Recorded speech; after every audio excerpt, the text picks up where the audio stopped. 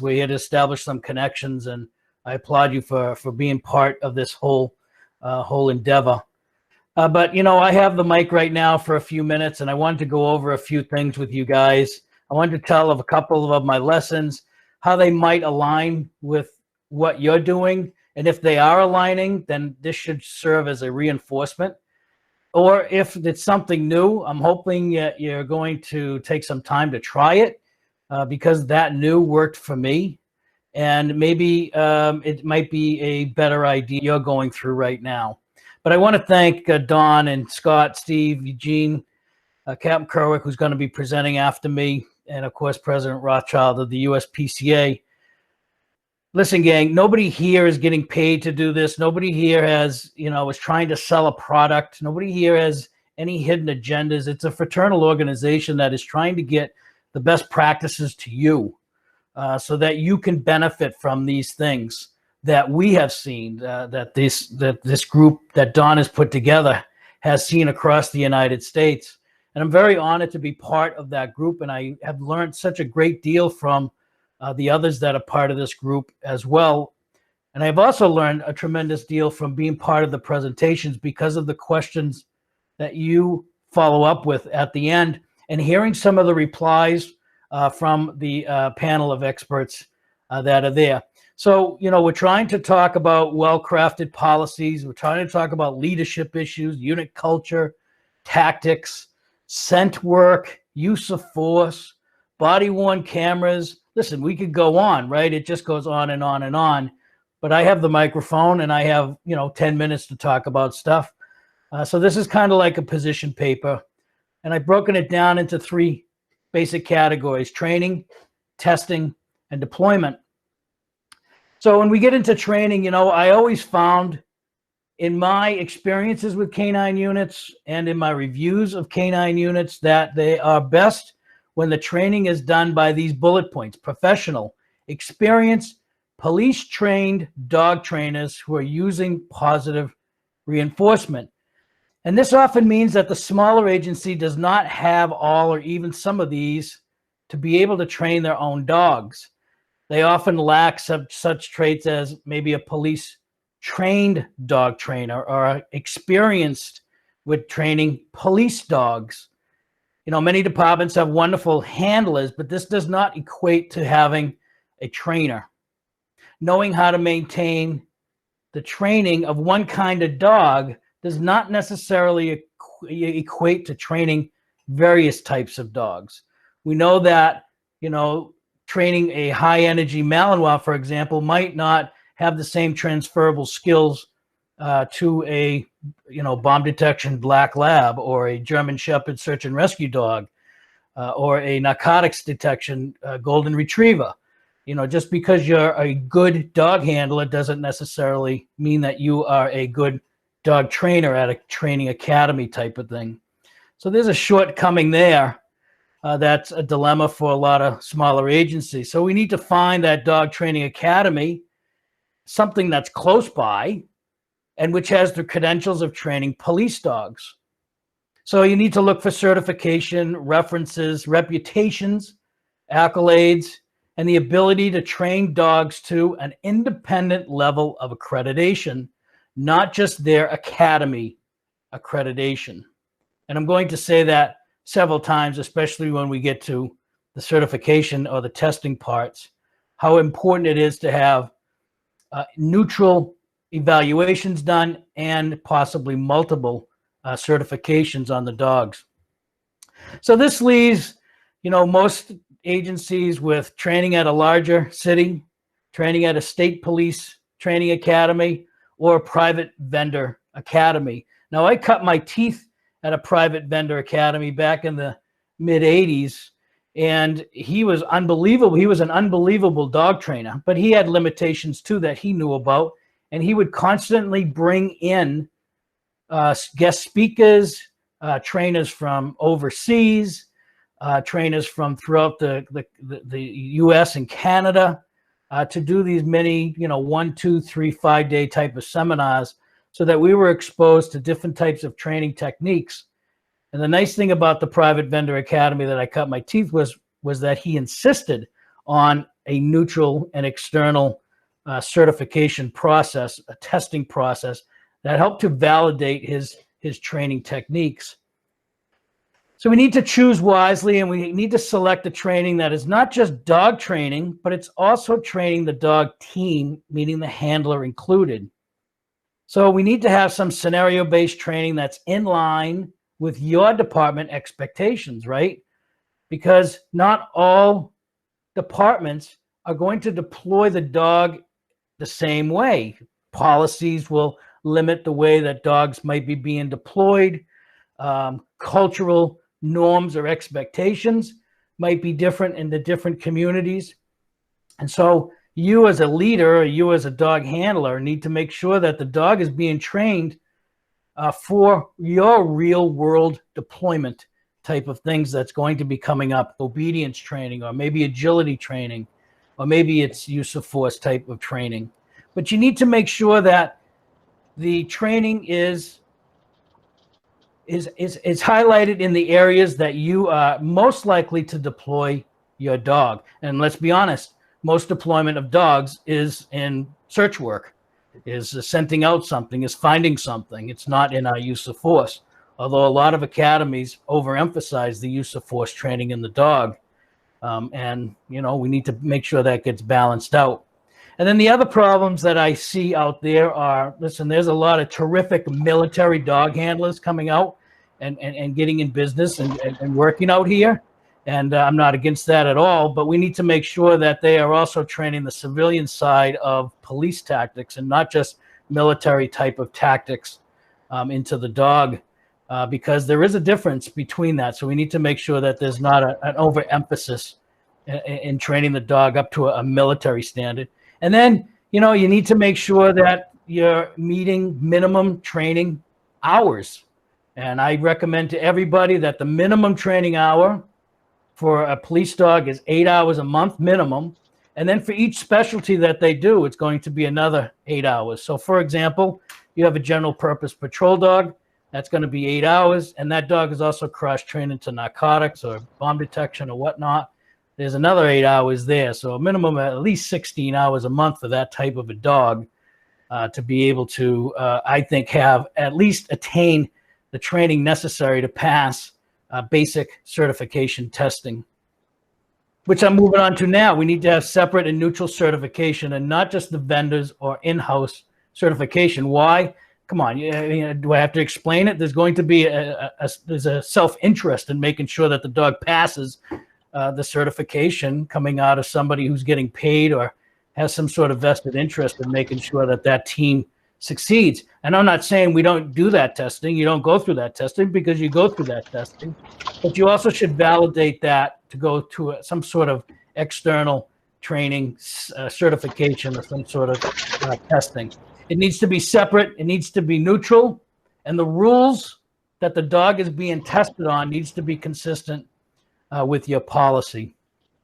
Be sure to read the testing requirements or the rules to make sure that the dog will be tested in a manner in which you're going to be comfortable knowing the dog is being deployed that way.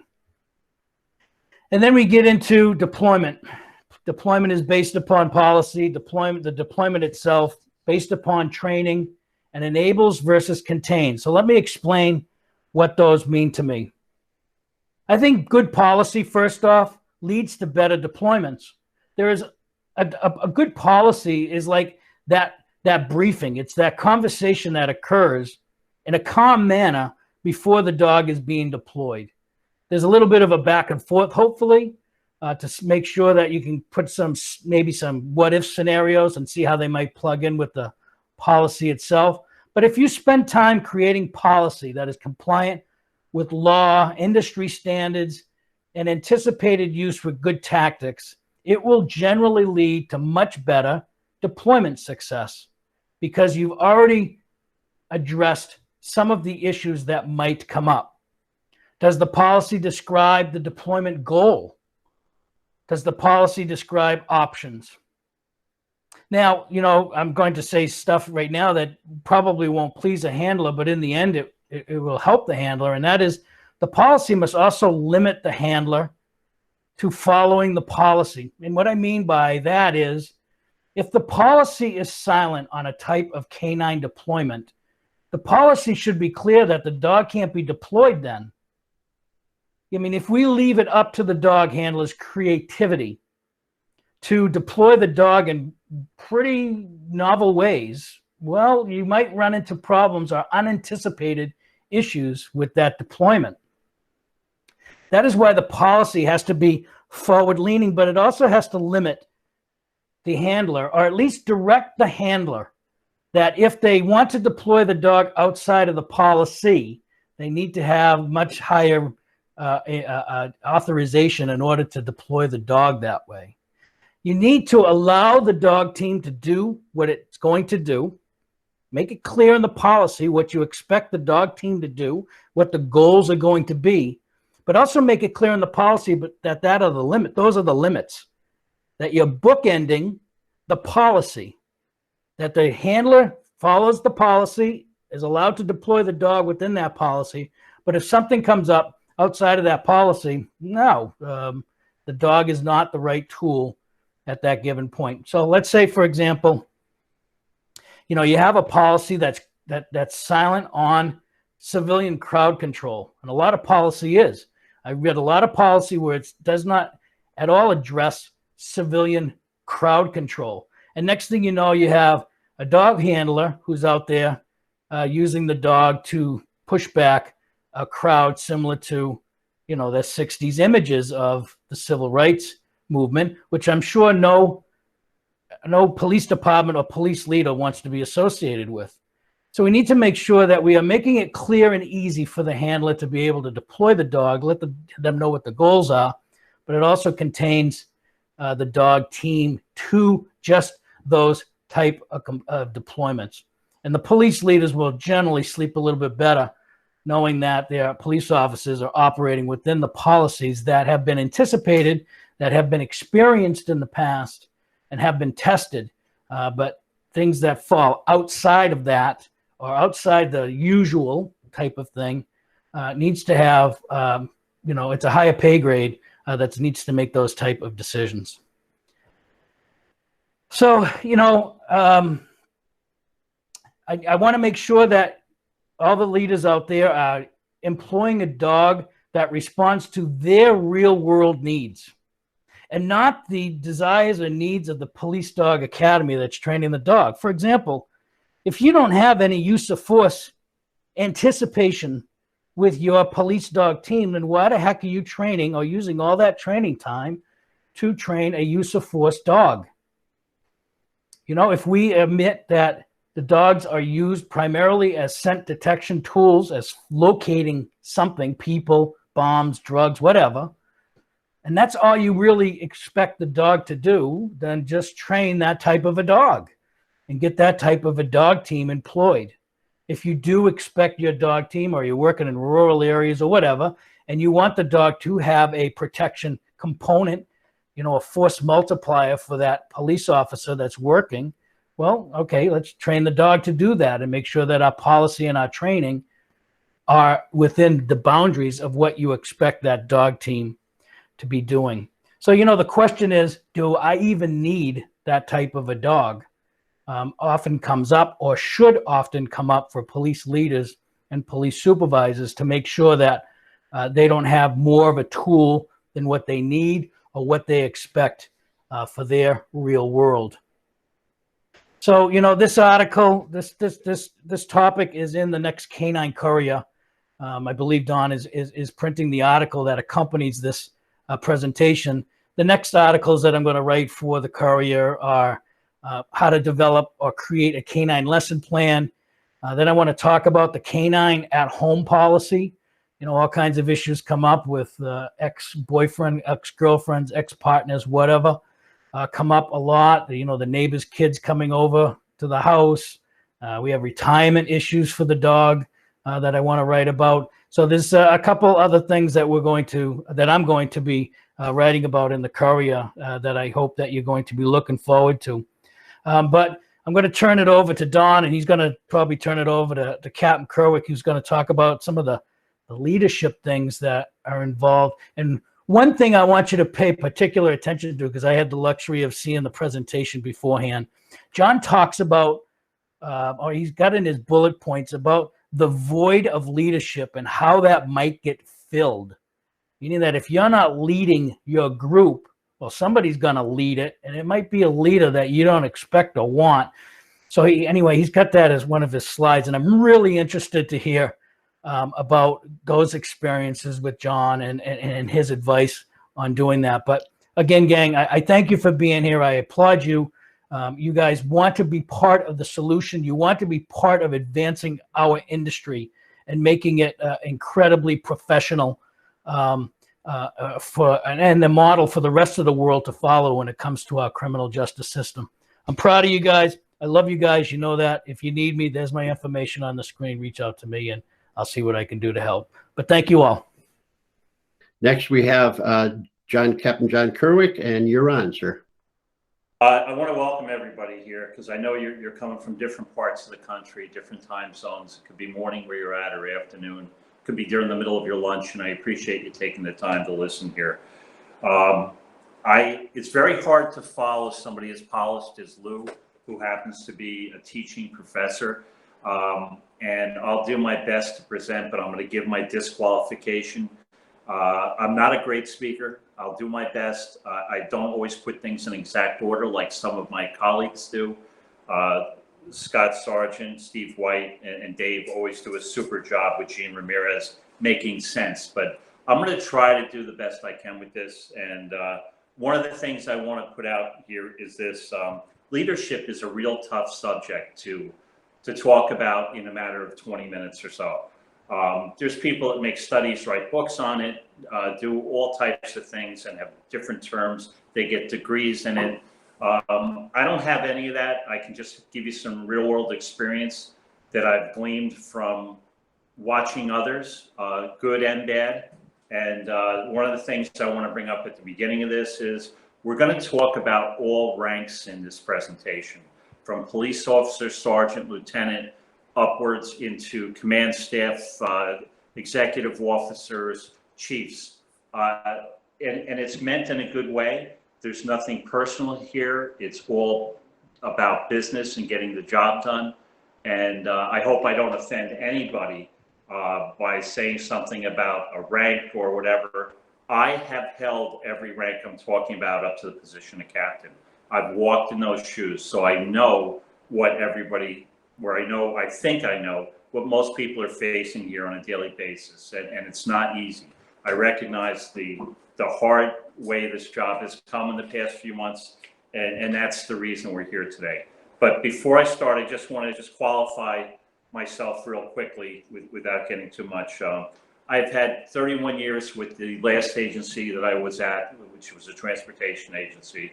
Prior to that, I worked in a very rural part of New York State for 3 years as a police officer in a very small 10-man department for my first 3 years of law enforcement. So I kind of have a sense of both sides. Although that's kind of timely, I do understand what it's like to work in a smaller agency and how things aren't like they are in the big brother agencies. I've been a canine police officer. I've been a sergeant in canine. I've been a lieutenant in canine. I eventually became the commanding officer of the unit, and I also ran several other units, such as emergency service, a homeless unit, something I created called a hybrid threat unit, and an intelligence unit, all at the same time.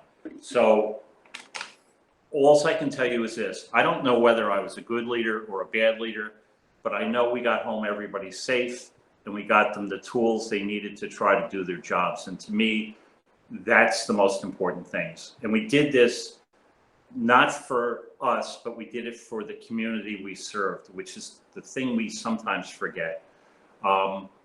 So here's the issue here. We've been meeting on these webinars and writing articles about use of force and worried about cops getting into trouble because they don't have good policies or they don't have the right equipment or just bad supervision, bad training. And we've been spending a lot of time on this. And I got to be honest with everybody on this webinar. I've yet to hear anything from anyone back in terms of, hey, what do you think about this? Or would this policy be a better one? And listen, I think we have to realize there's a sense of urgency here. We're going to lose good cops to civil issues and criminal issues unless we change how we're working dogs. And there's so much more to this. I could do 3 hours just on that. But why did it become a problem? I think COVID had a lot to do with it. The public opinion change from people, defund the police. I could go on and on about it. A lot of negativity about us, and then when we bring out our partner who we adore and we trust our lives to, there's a certain faction in the world today that looks at those animals and only sees teeth. And then the fact that they're standing next to a uniformed police officer also is not always a good thing anymore. And that's where the world has become upside down. The good people in the world are now looked at as the bad people, and some of the bad people are beginning to be looked at as good people. So we have, in law enforcement, we got a lot to do, and that's what makes leadership even more important. You know, world events, it was, and shortly after 9/11, we were all focused on counterterrorism, and we had a purpose. We looked for contraband, we tried to find the bad guy, we did all of that. But we really, to be honest with you, I don't think Canine has a true focused purpose right now. There's nothing there driving us in one direction, trying to solve crimes or trying to find contraband. I think that we've become off the radar a little bit. And I think the only way we're going to get back on is if we, as members of Canine, begin to start changing a few things and making ourselves more important to the function of law enforcement. So next on that, if we don't change this thing, what's going to happen is it's going to be forced on us. There's a whole bunch of legislation going on federal, local, state level, everywhere. And it's important that you guys as leaders and supervisors keep on top of that, because it's just going to show up one day. You're going to wake up one day and your legislative body will have worked into 2 o'clock in the morning, and you're going to wake up and find out you got a new use of force standard or a new policy or a limitation on using your dogs. And usually when these things happen, we all know it. They overreact, it's knee jerk, and it really doesn't help us. Next slide, please. So this is kind of basic stuff, but it's very important. You know, what's the difference between a supervisor and a leader? You know, how many people have we seen who have become bosses in Canine that just had a good Saturday, took a test, became a sergeant, and they get appointed to run a unit? No experience in Canine. That's a bad example. But we've also had supervisors who have been appointed and gotten there fairly through testing, through an interview, and it's gone well. Canine experience, in my opinion, my humble opinion, is very important for supervision. There's just too many things that are different about Canine that just aren't in patrol or other factions of our.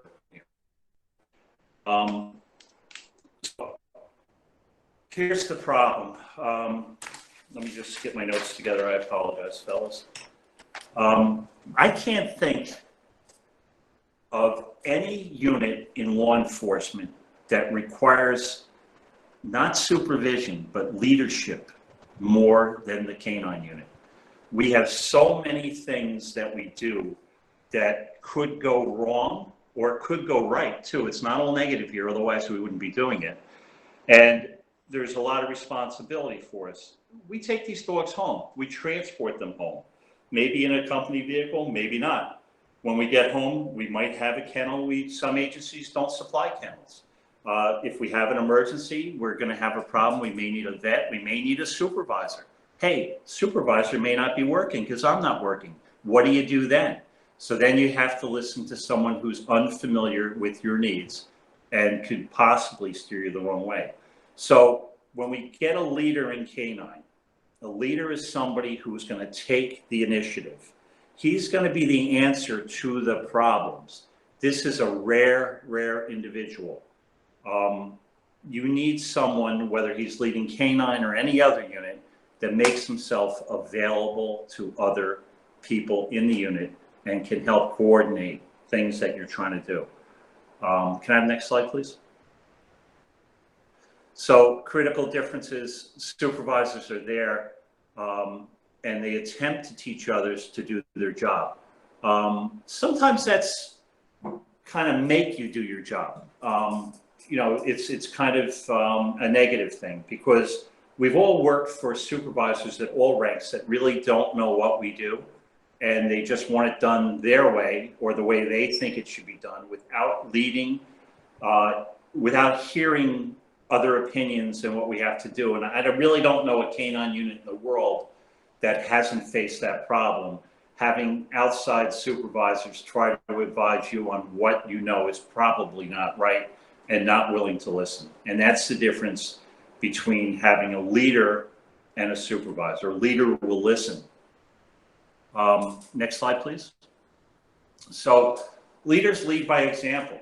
Okay, so supervisors can be leaders, but they're not always leaders. And I think we understand the difference there. When they're not leaders and they're just supervisors, the guys who take attendance, make sure you're there, make sure your reports are approved, make sure that that everything's in check. When you have that guy, that supervisor, who's not involved with you in the field, not worried about what happens to you at a job, doesn't try to debrief you after a job, that creates a big vacuum. It becomes a us versus them mentality, where the boots on the ground handler begins to think that the people above him do not care. And got to be honest, sometimes supervisors don't care. They just want to go in and get paid and do their job and go home. And that person exists. And how do you work with that? So what you got to hope for is that there's somebody on the very top who will lead, who will put that in check and kind of hold everybody responsible. But when that doesn't happen, when you don't have leadership, when you have a guy or a girl that's out there and just wants everything with no waves and just wants you to get home and doesn't take into account all this specialized training we all have and wanting to go out there and do this job, it creates a vacuum. And that vacuum is going to be filled. Somebody is going to step into that hole and become the boss. It may not be on paper, it may not be in paychecks, but there's going to be someone out there who's going to take over. And it may not be just one person, it might be a group of people. Next slide. Next slide. So who's going to jump in there? Well, I can tell you from my own experience, sometimes I know as a police officer, I was probably very verbal to my supervisors, and it wasn't always positive. A lot of it was negative. And I learned as I got more experience that I sometimes was able to get more done by not just showing the problem all the time, coming up with a solution. So police officers, handlers, you know, we're all type A personalities, otherwise we probably wouldn't be in this business. And then you put us in canine and we can become more type A, and we want to go out and do good things. Sooner or later, that personality is going to expand and try to influence others in the unit. And that can be a good thing. It's not always bad, but it shouldn't be that way if we have a top-down supervisor who is holding everybody to the same standards and gives these guys also a chance to express their ideas. So sometimes it's the handlers and the officers themselves. Sometimes that gap is filled by first-line supervision. And if it's bad, it can be, listen, guys, we don't care about this agency. They don't care about us. This is not going to, please don't put any extra effort in. And that's very demoralizing to everybody who's working around us. That's like a mortal sin of supervision. We should be trying to bring out the best, not encourage nothing or the worst. So the third person third group that's going to fill that gap is the PBA. So show me an agency, and we've all experienced them, and we've seen them next door to us. We may have worked for them. They're all over the world. Show me an agency that's truly mismanaged and doesn't really care about the boots on the ground or mid-level supervision. And I'll show you a PBA that got stronger and created more and more work rules so that they could compensate for the unfairness coming from the top. And I think this is true, especially in the Northeast.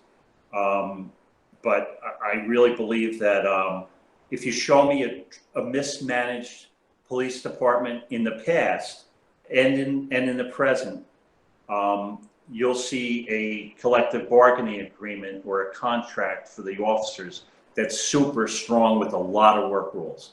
Now, that may be the result of something that happened years ago, but labor is not easy to give up things they've won. And the PBA, thank God, will step up for some unfairness and help people. And I've always looked at bargaining groups as a help. The PBAs that I've worked with have been some of the finest people in the world. And I think as a boss, it really helps us to work together, because if we work together with that, we can actually help the people we're trying to help, not just the men, but if we're helping our men and women, we're helping the community and the people and the public. And that's really what this is all about. So there's some other type A personalities that are out there too, that can influence and fill this vacuum of no leadership. There's always this guy in every agency, and I'll describe him a little bit to you. There's this other guy who has nothing to do with Canine, and he's a boss somewhere, but he's just waiting for someone in Canine to make a mess out of something, to do something wrong. It could be a boss, it could be a handler, it could be anything. Guy gets in a little trouble off duty, he has a car accident, whatever. But there's always this type A career-minded boss that's looking to jump on top of people's being wrong. And that's a shame.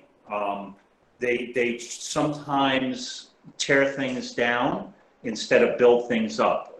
A true leader will look at something wrong and try to fix it rather than break it.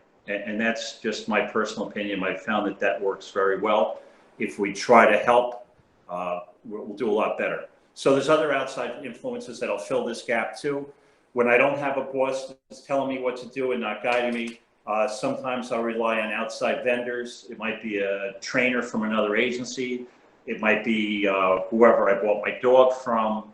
It might be anybody that would influence me. And if I'm a police officer, I want to learn and do things.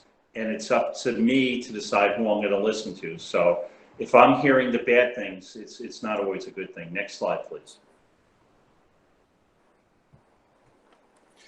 So a good canine leader has a vision for the unit, not just for himself. And this is what separates a lot of us, or a lot of people, I should say. First off, if you're going to run a canine unit and you're going to accept that responsibility, and it's a huge responsibility, you must believe that your canine unit is the best canine unit in the world. That may not be true, but you got to be willing to make it that way. And that requires a lot of work, a lot of sacrifice, and it's not always remunerated in a paycheck. So it requires a lot of ownership. If something goes wrong in your unit and you're the top commander of that unit, you better believe that people are going to look for you for accountability. So how do you handle that? Well, you try to get ahead of things. Good things happen, bad things happen. And when bad things happen, you have to look into it, see what it is, and you have to own it. If you're wrong, you're wrong. If you're right, you're right. And you have to be able to explain that to people, sometimes the public, always your bosses, and you have to have given them confidence that even though something went wrong, that you're aware of it and you're on top of it and you're going to correct it. Because listen, we're all human. We all make mistakes at every level, at every rank. And we have to be willing to own that sometimes. That's just what we are. And as cops, being wrong can be very public these days. And that's something we have to just be aware of. I don't think we can change that, but we have to do the best that we can. The willingness to accept this responsibility. In other words, that means that I'm really gonna try my best to make this unit the best. That means I gotta be available. I gotta answer my phone when it rings on my day off. You know, and I might come into conflict with some people on that, but if you really wanna know what the best people do in leadership and that have responsibility for a unit, whether it's 5 men, 2 men, or 60 men or women, they make themselves available. Not so that they can call shots over the phone, but maybe they can help. And that's the attitude of helping rather than trying to dissect things that are going on, try to be of assistance. I'll say this, and I'm not trying to be on a soapbox here, but if you have 5 or 6 people in your canine unit, and one of them gets into an on-duty accident at work, and you're off that day,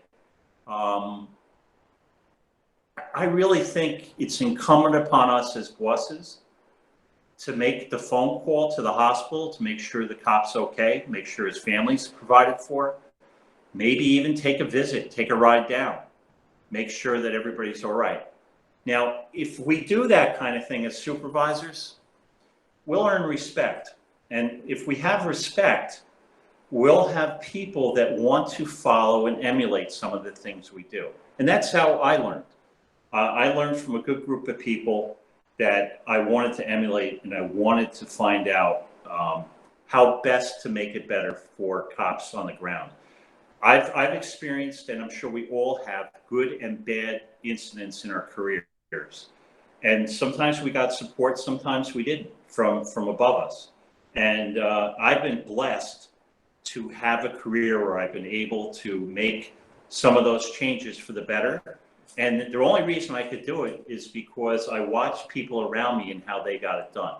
So, canine, you know, it's important that we own what we say. If we're the boss, you got to own it.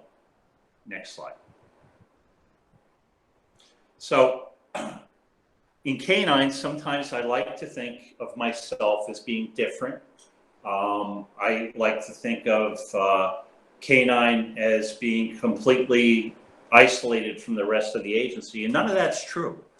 The canine unit really supports the police department. You know, without the rest of the police department, we really don't have a job. If we're not supporting the detective bureau or intelligence, we're not helping out on a warrant. Or if we're not supporting the SWAT team, we're not doing any of that. If patrol doesn't call us to the jobs, we don't have any jobs. It's basically that.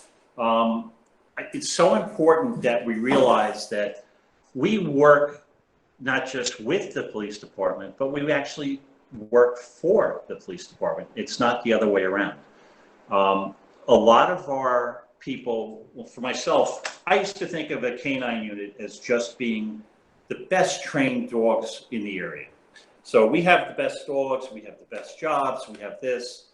I don't think that's true. When I look at a canine unit, I look past the dogs. I look at training. I look at how the cops react under pressure.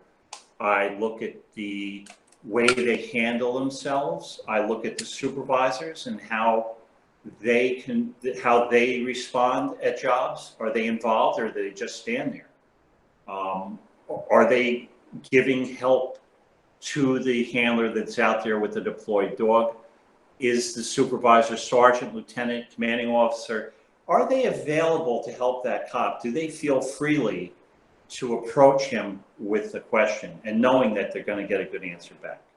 So one of the things in canine, I think that hurts us a lot is, as bosses, sometimes our first answer to anybody asking for our help is, no, canine doesn't do that. It's just, if we keep saying, no, we don't do that enough, no one's going to call us anymore. I've seen, listen, it's one thing to say you don't do crowd control. That's obvious. We don't do crowd control. But you have to explain that to people. You can't just say that. People really, other bosses in the agency don't understand what we do. And I invite you to bring them into your world and have them come to a training day or whatever to let them see some of it so they actually can call you for things. It's just, I've seen an officer tell, he was a one-person canine in a large city. They only had one dog. And he told the boss that his dog could not work midnights because the dog had to sleep. So the boss actually called me and asked me if that was true or not. And, I had to be honest with him. I said, unless there's some medical condition I'm not aware of, dogs can work midnights. So obviously there was a self-serving motivation and all that. But what they ended up doing with that is they actually had the officer come in and put the dog in a crate in a separate room, and then he worked midnights.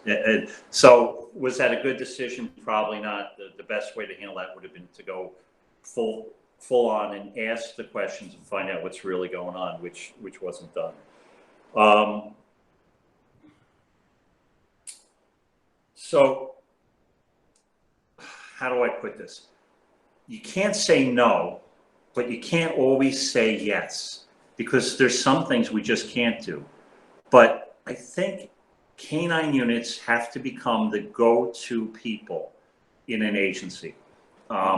If there's a problem, I want the big boss to call me and go, hey, what do you think we can do about this? Do you have an idea how we might use these resources to help get this done? And most canine people will just go, nah, if it doesn't involve a bite or finding a gun, I can't help you. Well, I'm going to tell you, I think that's not true anymore. And if we maintain that attitude, we're all going to be out of business real soon. Next slide. So how do we make this guy who's going to be our leader actually be able to lead from the top, have the lieutenants, the sergeants, and the canine handlers all be uniform and all have a clear, defined role so that there's no questions on what's going on? Well, the only way to do it is to have policies. And that if you heard that word and you just shrug your shoulders, I understand it, because I used to be like that too. But post-COVID and with the public opinion of today, I think that we're definitely selling our officers short by not trying to create a good, clear written policy, not just on use of force, but on everything we do. And that requires a lot of work. And there's places you can go to, like if I'm on this call right now and I'm a lieutenant or I'm a captain or I'm a sergeant going, how the heck does he expect me to get all these policies? There's companies out there that can help you with that. But the people I would think that could help you the most are going to the cops and the trainers themselves and actually asking them. And they can help you write these policies, get them approved, and get them done. Because you want these policies to apply to the guy working the day shift, the afternoon shift, and the midnight shift. Very important. It's got to be equally applied to everybody. So the second bullet is so important here. If your canine unit or your leader, more importantly, doesn't have the support of senior management or senior command staff in your agency, you're in trouble. Sometimes you can't prevent that, but I got to tell you that if you become the problem solver instead of the problem maker, you will become well liked by the people above you, and they will have confidence in you, and you can move forward with your unit and make things happen for it. So how do you do that? Next slide. You have to employ just good old people skills. Be willing to listen, be available, answer emails on time, respond to questions from everybody, not just the people you like, but you have to address everyone. Now, a lot of times I like to act real quickly because I think I know it all. That's not true. If I don't listen to people and what they're telling me before I act, I can get into a lot of trouble as a supervisor.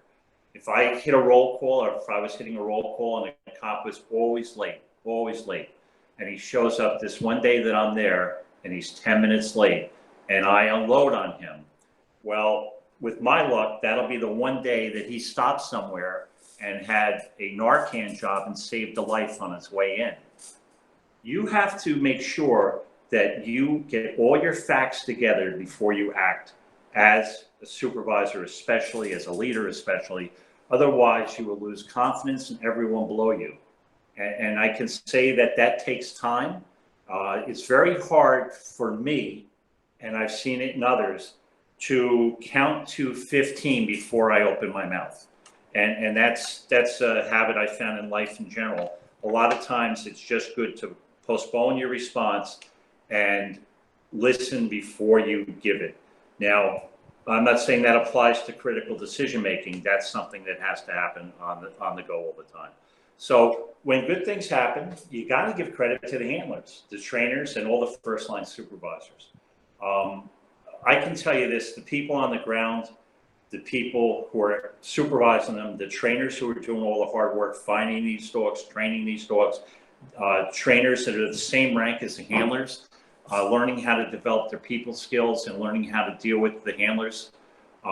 Because I know myself as a police officer taking orders from another police officer, that can be difficult. But I think trainers learn to adapt to that and earn their own respect in their own way. I had a boss once, and I'll never forget what he said. When the canine unit that I was involved with usually had some very good publicity, public publicity, had a lot of positive things from the press and from the public in general. And everybody had a good feeling when it came to canine. And people used to walk up to him and go, "Hey, you do such a great job. You do a great job being the boss of this unit." And I'll never forget how humble he was and what he used to say. He goes, "Hey, I'm just the manager of the 1996 New York Yankees," which was probably the greatest baseball team ever. Sorry for anybody from Boston that's here. But he gave credit where credit was due. The people on the ground are doing all the work. They deserve the credit, and they deserve the tools and the training to get things done. Next slide, please. So hire and train only the best. You have to interview everybody. Try not to be put into a position where you have to consider the boss's cousin who got hired or something like that. Try to hire people into your unit based solely on credentials and merit. And I can tell you this from my own experience, is that you could interview 50 people for 2 positions in canine, and they will all come in and tell you that they love dogs, that they're super active and everything else. But look deeply into the past, and I will tell you this, no matter what anybody says in an interview for any position anywhere, whether it be canine or an interview for a supervisor's position or another unit, what they are in the past is exactly what they will be when they get into a specialized unit. People do not change. And that's just a fact of life. I've just never seen that occur, despite having heard over and over and over again how much they were going to bring to me or bring to the unit. It's not always true. Judge people by what they've done, not what they say they're going to do, which is a big rule of leadership. If you have someone who's helping you and leading you, that's what you want. Don't listen to someone who says they will, because they haven't. So walking the walk, as a supervisor, as a leader, remember, we only have 2 eyes to watch and look around us and see what's going on. But if you have 100 people working for you, you got 200 eyes looking at you and judging you all the time. And it's not easy to keep everybody happy there. So, if you're going to ask your people to be on time, you got to be on time. And if you're going to ask people to dress properly and have a sharp uniform, well, that's got to be you too. If you want them to show that they're actually caring and want to help each other, well, you got to do the same. It's just general leadership, but all this doesn't come natural to some people. It's a learned ability. So here's one of the things I think that helps leadership more than anything. I'm not saying to become somebody who's going to polish a big red apple and put it on the big boss's desk, but make sure you stop by that guy's office once in a while and let him know who you are. He's going to definitely find out who you are when something goes bad. He's going to find out fast, and it's probably not going to go well that day. So I've always believed in having a relationship with people above me well before that. So it might be something as simple as just going by the office and nodding and saying hello, because the guy's busy. The chief executives in our agencies are super busy. They can't be bothered with everything that we want all the time. So I've always tried to stop by, drop a cup of coffee, maybe buy the chief secretary a t-shirt while you're on some kind of training thing. You may sound like a suck up, but I'll tell you, I will do a lot of things if it's for the good of my men and women. It doesn't hurt to be able to get the chief's ear through a phone call and get through that barrier of the secretary. If you can speak to her one-on-one and she has a good rapport with you. You're not doing it for yourself, you're doing it for the unit. And that's very, very important. Can you go to the next slide, please? So, listen, I don't want to spend a lot of time. I'm going to just wrap this up as fast as I can. I'm just telling everybody across the country, apprehension work is changing. Please don't resist it just because you think it's okay to resist it. Have an open mind. I'm not going to lecture anybody on what they should be doing or not doing at this point. I did write an article on it. I think this is going to be in the next Canine Courier. But I just asked everybody just at least have an open mind. It's important. Change if you can. But if we change and we take this, some of us, our apprehension work is a big piece of our pie, how much we train for and how much we do. Right now, if that goes bad, it's not going to, you could end up in jail. You could end up, it's happened in the past. You're definitely going to get sued civilly whenever we hurt anybody. We all know that.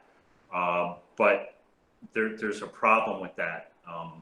It's going to go farther than that right now. So what are we going to do with our dogs if we're not out there hunting down bad guys all the time? We need to use our dogs for other reasons. So I'm going to throw out just an idea for everybody, and you can come up with 100 ideas past this. So I had a boss that had an issue. We were getting killed with graffiti under bridges, on walls, in towns, all in public display, all very bias-related crimes. And that was a problem for us even 10 years ago. So he asked me, what can you guys do with Canine? Like, he literally said to me, could you guys find one of these guys and send a message? And I'm like, no, that's not what we'll do, but I have a better idea. And it wasn't his fault for asking that question. He just didn't know what else to do. So my proposal was that every time a graffiti report was taken by a cop, that we were mandated to be called to that scene. And instead of just the officer taking a standard report, photographing the graffiti and giving it to the detectives, we would go out there and we'd do an article search. And we would look for old spray cans, we would look for the tops, we would look for anything that we might get a DNA hit or a CODIS hit off of. And at the time, DNA wasn't super available to us, and some of it was latent. And we recovered a lot of evidence, and we solved a lot of crimes with that. But that type of idea can be used almost anywhere. I'll give you another example to use your dog. So there's a 10-year-old, and he's on his way home from school, and he walks about half a mile from his school to his house every day. And him and his buddies are on the way home, and somewhere along the way, because kids are kids, he misplaces his backpack with his iPad in there from school and from home. He gets home, he tells his mother. So they call patrol. Patrol comes over and takes the report. And they just do a lost property report. There's no criminality here, nothing. But the canine shows up because he heard the call. And he goes over there, and he's not busy today. So he takes a few minutes, and he just takes his dog out and walks between school and the house. And believe it or not, he locates the backpack with the iPad in it. So I can tell you what happened. You got parents that are so super happy that they don't have to spend a couple $100 to reimburse the school. They don't have the money to do this. You've done something much better. And I'd also like to say that the reward for that, to help someone like that, is sometimes better than catching that bad guy who's hiding in the back of the dumpster. We can do some really good things with our dogs for people at larcenies, at trying to recover property. We go to a burglary in the past that happened 6 hours ago. And so patrol goes and takes a report and the detectives show up. But what about bringing the canine out even 6 hours after? What about trying to do a track from there outside looking for a track where he left? Maybe he'll go buy a video camera. Well, problem solved. Maybe we'll recover a hat that he dropped and pull DNA off it. There's so many things we can do with our dogs, but unless we start thinking about doing that stuff and less about trying to go out there and engage with the use of force all the time, I think we're in trouble with canine. I really do believe that we're going to hurt ourselves unless we start changing to the helping mode more than we are to just with use of force. Next slide, please.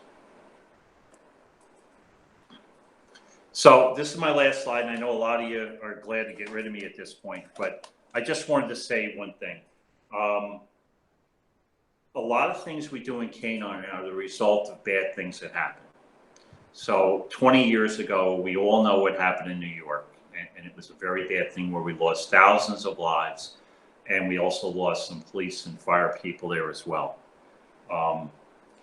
That bad thing created a new need for us, and we were able to populate canine across the country with more dogs than I think we've ever seen before. So we changed our attitude about canine as a result of something really bad. So I think we're in a bad spot today, popularity-wise, with the public. And I think it's time that we actually begin to think about changing some things to bring us back into a good spot so we can keep our funding up, so we can have a good career. And really, this whole career we have, it's not about me, it's not about you, it's not about your bosses, it's really about helping that people that we serve. And that's the most important thing. I'd like to think that as a result of that bad day on 9/11 in 2001, that we prevented an awful lot of bad things from happening across the whole country. And it was all because of canine and how it got utilized in the future. So we're at a low spot, let's bring it back. I want to thank everybody for what you guys do and girls do. My hat is off to all of you for how well you work and how hard you work. And I know you're facing a lot of things that are different than in the past year since I retired. I thank you for the opportunity, and I'm sorry if I bored anybody. Thank you very much. Thank you, John. Appreciate that.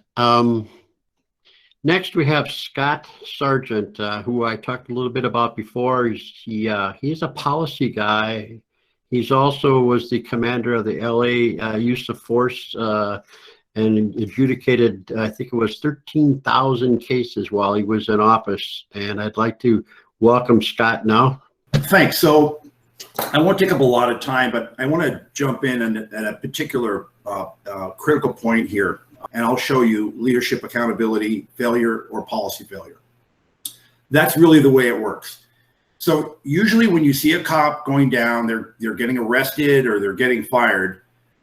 They usually believe, and think about it, they usually think they're sure that they're doing the right thing. So how is there such a disconnect between what cops believe to be the right thing to do, carrying out their duty, and going to jail or being arrested. I mean, you see oftentimes the look on their face or when these things occur, and it's shock and it's disbelief. And then what happens in a lot of occasions, you see leadership step back from the cop and, oh, no, it was all of them. It was their decision making. And the cop is kind of like, wait a minute, I was just doing what everyone else is doing. I was doing what I believe training and policy supported, and no one told me not to do it. Am I right? That's what I generally see. In some of the reviews, we've done some canine unit reviews. This is generally what we see. You have this huge disconnect. Oftentimes, I've seen some that are not disconnected, disconnect between leadership / supervision and the line.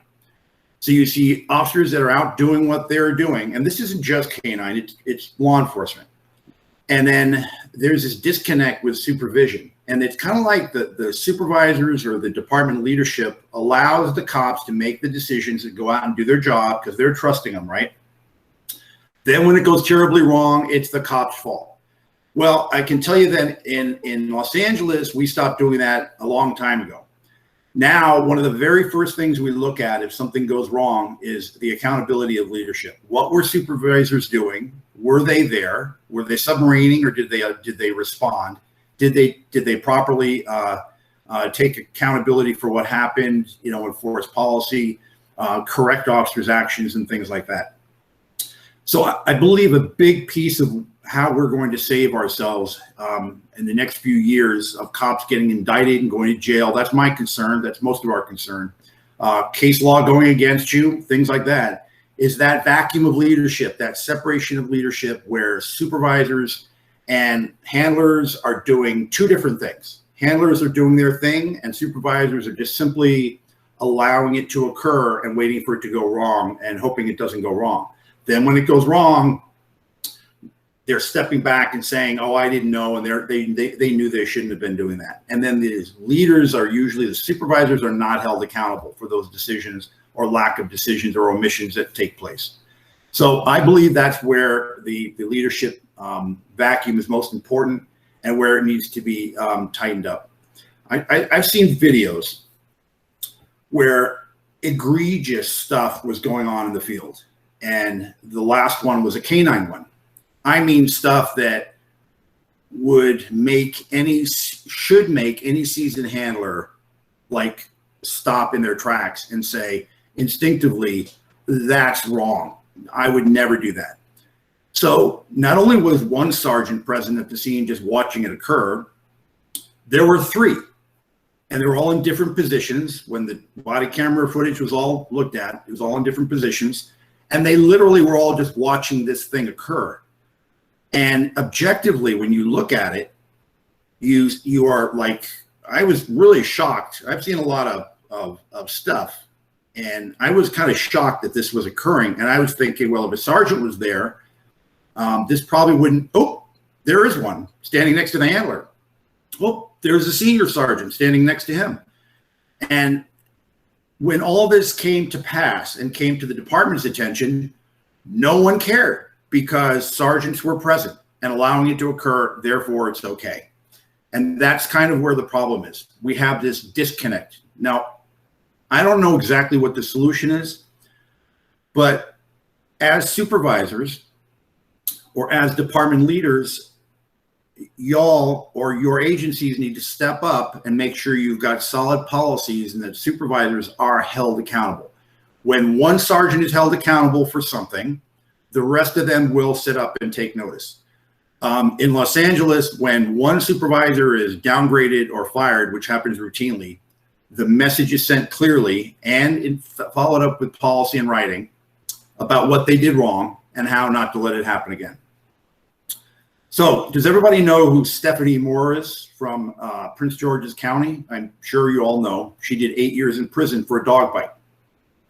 So while the facts of the case are arguable, while the exact truth of what exactly occurred at the scene at the point at which the dog was deployed and everything is at issue in some respects, At the middle of the entire thing, the one thing I focused on in looking at that case was the actions or the inactions of supervision, because that's kind of like I focus on leadership. I don't think cops should be held solely accountable when the supervisor failed. So in a very small nutshell, Stephanie brings the dog up to deploy it. Now, again, I don't want to go take issue with exactly what happened. Some of you may be very intimate with what occurred, and these facts may not be specific. So let's just generally state, when the handler arrived and asked in some way for permission or concurrence to deploy the dog, a supervisor was there, and a supervisor could have, as far as my reading, stopped this from occurring. But the supervisor said something to the effect of, sure, you can get a bite. Can I get a bite? Can I send the dog? Sure. So the supervisor was a gatekeeper, and the supervisor allowed it to occur. Now, everyone focused on Stephanie. Well, she deployed the dog. She shouldn't have done this, the way the dog was deployed. If that gatekeeper had been held accountable, or that agency had held accountable the supervisors for making those deployment decisions, maybe, and I don't know, I'm just kind of using this because it's an important, place to talk about, maybe Stephanie wouldn't have gone to jail. Did you see the Michigan State Police deployment, where the handler ran up and was involved in a bite and was going back and forth between one suspect and the other suspect, and basically using the dog as a force multiplier and doing what he did? Well, that poor trooper believed he was doing exactly what he was trained to do within the discretionary limits of what he was allowed to do. Well, he gets filed on for felony charges. Now, is that fair?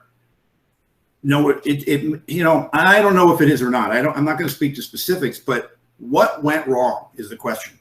That agency should have stopped and done a full biopsy of that case to determine what is the training that allowed that to occur, who was the supervisor on scene or in charge, and what went wrong. What in that policy and training allowed that to occur? And most importantly, within 24 hours, what do other police handlers, not just in Michigan with the state police, but maybe throughout Michigan, what do they believe is okay? What do we learn from this? How do we change? And a lot of us don't take lessons well. We see a thing occur, we rail against what they did to the cop. He shouldn't have been arrested, but wait a minute, let's take it from the other side. How do we prevent it from happening again? He did get arrested. So there's this huge vacuum, a missing link between policy and leadership and what's occurring on the street. And you see it all the time if you think about it. So how do we connect that and make supervisors accountable for that link, to make sure that supervisors are stepping up to take care of business in the field? So I just will put a couple of things out there. One is that team leaders, this could be the senior handler who could make the difference, the gatekeeper, the person to keep you out of jail, to keep your people out of jail. Senior handlers could be the corporal, that's your leadership, that's your supervisor. Or sergeants, who may or may not have handler experience, need to follow their instincts. And if their instincts are wrong, then someone needs to call them on their instincts. But use your instincts. If you're the supervisor and your instincts tell you that what I'm watching or that trend I'm seeing in regional training or in the last couple of bites has really not felt right, or there's something off with it, don't just let it go. If you're the supervisor, you're the gatekeeper. Don't let that cop get arrested or go down or something happen. One bad video and someone's going down. And the gatekeeper is going to be that lead handler or that supervisor who could stop it from occurring. But it takes courage. You all know the mantra about leadership. Leadership takes courage. It takes stepping up and intervening and saying no. Okay, so everyone needs to, if you're a supervisor or you're going to take a supervisory position, look in the mirror and decide whether you can be that leader, whether you can step in and say no, even when the criticism is great. When you come back and roll call has been talking shit about you, it's okay, because you're the one that, but for your actions, that cop, could have been gone down a bad road. If one of those sergeants on the scene of that thing I told you about that went bad, that hasn't really been fleshed out yet as of today, if one of those sergeants had stepped up and said stop to the handler or call him off, maybe that cop would be okay. Okay, the thing that saved the supervisor or one of the cops in Rodney King, he simply put his hand up and said enough, and he didn't go to jail. That's just kind of a side note, but it just shows leadership can be at any level, can be at the line level, but at the supervisory level, it's expected. So a few things that you might want to just keep in mind. Things that might be a place where you want to gatekeep. You want to keep your eyes up and really pay attention, and don't be on that cup of coffee with the other sergeants. And again, I'm speaking to sergeants, but I'm talking to line leadership too, informal leadership, the senior, the corporal, the lead handler. Or if you have a sergeant that doesn't take action and you know it, they should be called on it. You know that bite went bad and you didn't even show up, or you know that handler is a problem, but you don't show up at his calls. You never step in. Someone needs to call someone out on it and say, look, if you don't take proper action, someone's going to get hurt. Leaders, lieutenants and above, captains should be paying attention to what sergeants are doing or not doing. So this is a big accountability thing. But if you're at the scene, there are some things that you should obviously pay attention to. Deployment criteria. Do these calls, is the deployment criteria met?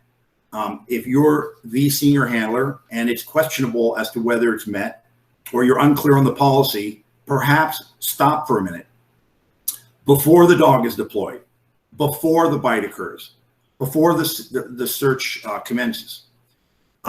Stop for a minute and review it and just say, wait a minute, I want to talk about it before you deploy the dog.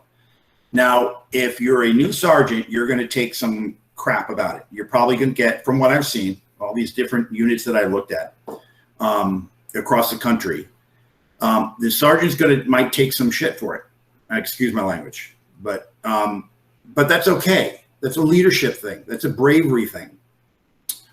And it will also send the message that, look, when you're doing a deployment, there are some things that the sergeant's going to look at. They're going to look at things like, the basic criteria, bullets of criteria. And if they're not met, they need to be at least fleshed out, talked about, and perhaps find an option. The sergeant doesn't need to say, no, I'm saying no. Let's find another option. Let's wait. Let's make sure more announcements are done. Just do the follow-up, and you could end up saving a career. So that's deployments, online, off fleet, things like that. Announcements, are proper announcements done? Is time given between the announcement and the deployment? There's another big one. So when sergeants arrive, the handler usually, tell me, think about if this is incorrect. The handler, if the sergeant arrives, the handler briefs the sergeant. Sergeant is usually in concurrence with the handler's decision, and the handler deploys the dog. As a matter of habit, you often get, this is the police department, send the dog, send the dog. Get him. Okay, wait a minute. Whoa. What's with that announcement? Let's clean the announcement up. This isn't the 80s. Everything's on tape now. Everything will be played back, and it will be put on timer in court. If something happens, a child is bitten, if it goes to lawsuit, what was the announcement? Was it clear and audible? Could it be heard properly? Was it properly given? Perhaps an air unit could give it. Perhaps a car could give it. Perhaps it should be reiterated. Was it reinforced throughout the entire containment scene? Did officers at the rear hear the containment, hear the announcement? That's something a supervisor can do that can really be helpful, is stop and assess the announcement. Is it given at every location? You're going to go house to house. You've gone 2 blocks, so you haven't given an announcement. Is a fresh announcement given? Is actual opportunity given for the suspect to surrender? There's another big one. You give the announcement, you then deploy the dog. Okay, I've seen the deployments in as short as 1, 2, 3, 4 seconds. And then in the report, they'll write, I waited a minute. No, they didn't. And it's clear and evident that they didn't. So then the question in court is, did you intentionally not lie in the report, or did you, think you waited a minute, or what happened? is a full minute given? Is that 4 seconds, 30 seconds, or 1 minute sufficient time for the person to surrender and announce themselves to surrender? These are things that maybe a supervisor needs to pay attention to. Those are some critical things. Call off versus a hard out. When the dog is deployed, these are issues. These are like issues of the day that are causing people to get in trouble and even go to jail. When the dog is deployed, is there a hard out or a tactical out, or a call off? Should the dog be called off? Should this have led to a tactical out, a hard out, where you move up and you take the dog off physically? Not making any assessment, but that's something you may want to think about doing. Do you train in training to call off at all times? And the answer is probably yes. But then in the field, do you always use a tactical out? Do you always approach up and take the dog off physically, or even remove him, choke him off, whatever? Is there a huge discrepancy between what you do in training and what you do in the field? And if there is, you need to talk about it and determine, how that's working out. When a bite is occurring, these are some things you might want to keep in mind. The reasonableness of the force, okay, right? Objective reasonableness. De-escalation concepts, were they properly used? And that's part of the announcement process. Proportionality. Proportionality goes to the length of the bite, the duration of the bite. If the person is yelling, okay, okay, okay, okay, okay, yet the dog is left on while your team gets your stuff together and moves forward, maybe that's something you want to think of is, look, the dog's been on for, what was the last one? We saw a lawsuit where the dog was on for 28 seconds, I think, and it was deemed to be problematic. I've seen bites, and maybe some of you have seen bites that are much longer. I saw one that went 3 minutes, and it was very difficult to watch. And supervision didn't identify it as an issue, and even leadership up the chain didn't see it as an issue. So it's kind of interesting how no one could see that as an issue, because that's something that would send a cop to jail or get him, have there be a lawsuit, a significant lawsuit where he could lose his house. So I'll wind it up at that, but I just wanted to put some meat into what we're talking about. Is when the supervisor is on scene, he needs to be accountable for making key decisions, and he just needs to step up and be courageous. And sometimes that's not always going to be popular. So I'll end it with that. Thank you. God, I appreciate it. Good information, good tips, as always. Next up, we have our attorney, Gene Ramirez. Go ahead, Gene. Good afternoon, everyone. I'm going to be fast. I have an LAPD officer in my conference room. I'm starting a wrongful death case in 3 weeks in Los Angeles. So given the current environmental or the current political environment, I'm a little scared to go to trial in a wrongful death case. So I'm going to go meet with him and get him prepped up. So a couple things I want to comment on. Law enforcement could have and probably should have changed tactics, policy and procedures on its own. Unfortunately, it sometimes takes lawsuit to bring about change, which is very expensive. But what I'm seeing now, it's because of things that have gone on over the last 16 months that state and local and federal legislatures and Congress are passing laws. They're going to now restrict law enforcement and what they can do going forward, which is going to be a shame, and it's going to hamper law enforcement and its ability to do its job. Excuse me. One of the things I'm seeing is, and Scott could probably pipe in on this, is we're seeing an erosion of Graham versus Connor. Graham versus Connor is our main case that lays out when we're allowed to use force. Provides an analysis for everyone, not just the person about to use force, but also supervisors and above, to analyze whether the force used was reasonable under the circumstances. And part of the three-part analysis, what's the nature and severity of the crime at issue? Is this a serious felony, a light felony, or misdemeanor? How is this person an immediate threat to the officer and others in the area? And finally, is the suspect trying to hide, flee, or fight? That's a reasonableness standard. Articles are coming out left and right saying the reasonableness standard isn't working. The ability to let an officer make a split-second judgment based upon the facts and circumstances confronting the officer on scene as opposed to 20/20 vision hindsight is no longer the case. Perf came out 5 years ago with the recommendation that Graham v. Connor be dealt away with, that departments come up with a more of a necessary standard, which is the perfect standard that cannot be met. It just cannot be met. But yet that is what we're seeing a push for in a lot of our new legislation coming forward.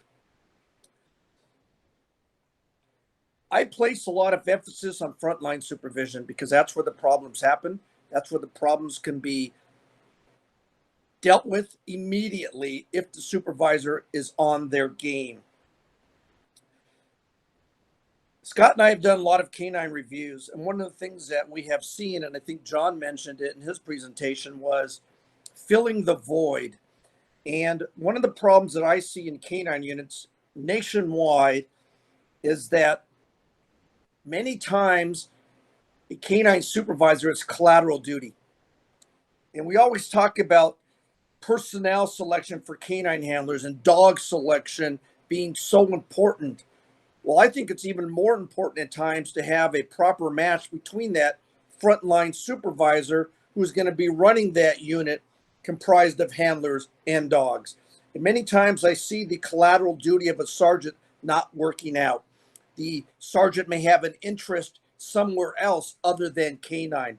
They may not appreciate canine. They may be scared of canines. They may not understand the training or really want to get involved, and that's going to create problems down the line. Likewise, many times I've seen the lieutenant or commander in charge of the canine unit also not be a fan of canines. It's part of checking a box as they continue their advance up the chain of command, perhaps, and they don't take enough interest. And that always confuses me because this is one of the highest liability units in a police department. Even more so than SWAT, canine is what is going to bring more liability and scrutiny upon a canine, upon a police department or sheriff's department. But yet we're not putting our best and brightest, I think at times, supervision in those units. And I think that needs to change. I would expect that our frontline supervisor can be present at training. So they, even if they have a no canine background whatsoever, by going to training, they're going to learn the tactics. They're going to be able to see for themselves how the dog handler teams are performing, whether they're not performing to certain standards. You're going to make sure that record keeping is maintained. You're going to be better able when you're reviewing use of force reports to be able to understand what's occurring. You're going to know whether that dog immediately lets go when given the command, or whether the handler has to use a bite bar to get the dog to release its command. And you hopefully will look into that to see why is that occurring. I had a case many years ago where I was representing a law enforcement agency. A handler went from a very well-trained, highly decorated German Shepherd to a new dog, and he wanted a Malinois. He wanted to go from the Cadillac to the Porsche, and he got his new dog, and people expressed concerns about the dog that he ultimately selected. During training, which the sergeant never attended, the other handlers noticed the dog was not responding to the handler, that the handler was not showing up to training as required, that he thought that once before, that he previously had a push button dog, that this would be the same type of situation, and it wasn't. The other handlers also noticed that in actual deployments, the handler exhibited absolutely no control over that dog. It got so bad that other handlers refused to provide backup to that handler and his dog. On one particular occasion, there was a call of a residential burglary. The handlers rushed over there because the rule was whoever got there first got to deploy their dog, which was a problem in and of itself. But the handler with the new dog got there. The other experienced handler who should have gone as backup did not want to go in because he did not trust that dog. A young rookie officer was selected to go in with that handler.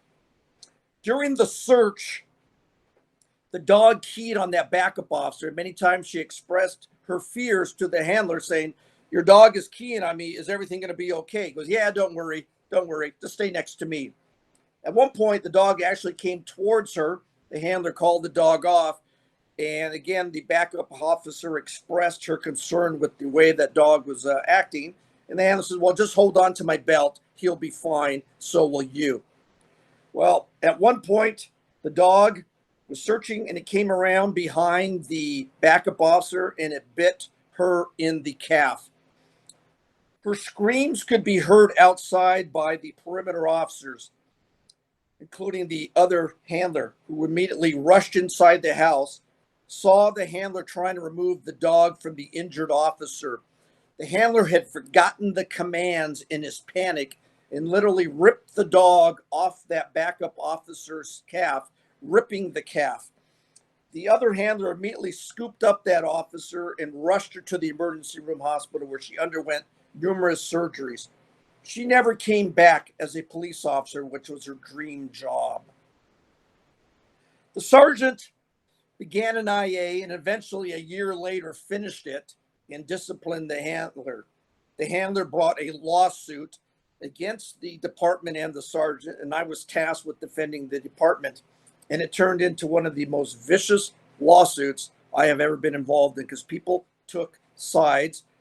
People were accused of not providing backup to certain of the officers, depending on what side they were taking. And the focus was on the sergeant. He testified that he did not know this was taking place, that he did not know there were problems with the dog. Well, the question was asked by the other side. Why didn't you know? You should have known. You should have been going to training. You should have been talking to your handlers. You should have been reviewing training records. You should have been reviewing after action reports from the deployment of the dogs. You should have known what was going on. And because you failed to, this injury happened. The jury ultimately found in favor of the handler and against the department. I even had the injured officer who had left law enforcement and was working in a completely different profession. She did not want to come in to testify. I had to beg her for days to get her to come in. She explained that the handler would send her emails signed by his dog saying, whatever the dog's name was, Rover, for example, would love to go out with you. Rover would like to buy you lunch. And we showed these emails to the jurors, and the jurors felt that she was not telling the truth, and we ended up losing that case for well over $1 million. It never should have happened. And that was an example of a failure of leadership in that particular unit, and things changed thereafter. They had to. Supervisorial liability is more of a concern than ever before. And under state law, you've all heard the concepts: responding as superior, vicarious liability. The responsibility goes up the chain of command. But I'm going to focus on three main areas under state law. Negligent hiring. And I'm not talking about when you bring a new recruit into a police department or sheriff's department. I'm talking about when you bring someone into your unit. Let's talk about Canine. What background have you done in that prospective candidate? Do you know them because you're softball partners, your patrol car partners? They're related to you for some reason, or you're just your beer drinking partner. Are they really deserving to be in that unit? Because if something goes wrong, you, the one that brought them in that unit, will be held responsible. Secondly, let's talk about negligent training. Right now, I'm hearing a lot of complaints that, Gene, we're on minimums. I can't let my handler go to training. We are severely understaffed. People are leaving. We can't retain people. I get it. I understand it. But there comes a point in time where your handlers need that training, and they're not being allowed to go train, and something happens. The first person they're going to ask about that is you, the frontline supervisor. Then finally, negligent retention. You know you have issues with some of your handlers or one of your handlers. What have you done to correct it? What have you done to improve the unit to make sure that the dog handler team are meeting your standards? If you're not doing anything and just hoping it'll correct itself and something happens, you're going to have to answer the question, why did you not provide immediate remedial action? And your answer will depend upon your fate. Federal law does not recognize those concepts of negligence or responding as superior. Under federal law, everybody's responsible for their own actions. So sergeants, Did you know what was happening, and did you fail to correct it? Lieutenants and captains, their argument sometimes, well, I didn't know what was going on. Well, if you had been doing your job, should you have known what was going on is the standard. And finally, a policy maker, the person that comes up with your canine policy, it dictates what your deployment policy will be. They come up with an unconstitutional policy or practice that results in someone's civil rights being violated. That's how you bring down a department. So let's say a captain or a deputy chief or undersheriff put out a new edict that you get to bite anybody you want to, knowing that people's civil rights can be violated, and your handlers go out and do that. That is going to bring a federal lawsuit. That's going to be an establishment of an unconstitutional policy, practice, or custom that you knew was going to result in people's civil rights being violated. Doesn't take much. It's done that quickly. So we've been talking about supervision.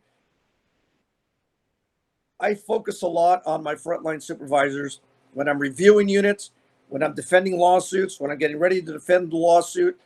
I spend a lot of time with our frontline supervisors. What are you doing to oversee this unit? Do you have the right handlers in place? We're worried about that vacuum where maybe a senior handler starts to take over because the sergeant's never there. They work different shifts. So depending upon the moral compass of that senior handler, is the unit going to go in the right way or is it going to go in the wrong way? And I don't want it to go the wrong way.